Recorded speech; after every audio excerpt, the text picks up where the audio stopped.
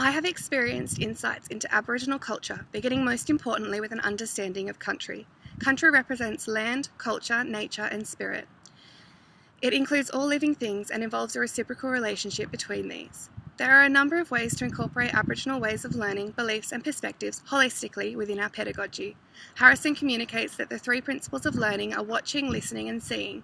If we don't follow these principles, then we don't learn anything. Harrison guides us to learn within each experience, spending time on country, as I am today, and asking ourselves, what did I learn?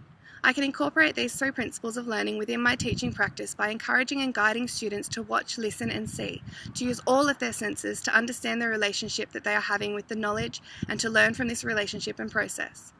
As Blair states, Aboriginal education is more than adding different perspectives on a surface level.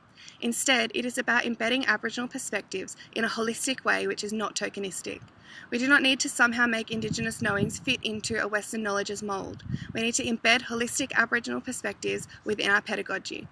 One way to do this is to be aware of our own worldviews and know ourselves, as Blair tells us. We can do this by implementing yarning and storying within our teaching.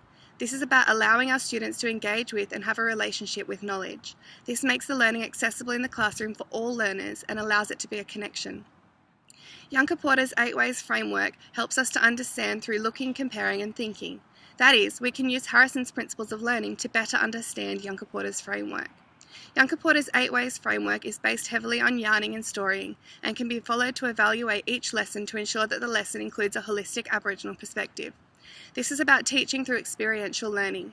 One way to do this is to communicate and yarn with members of your community to ensure that the learning is valid and appropriate, as directed by the Melbourne Declaration on Educational Goals for Young Australians.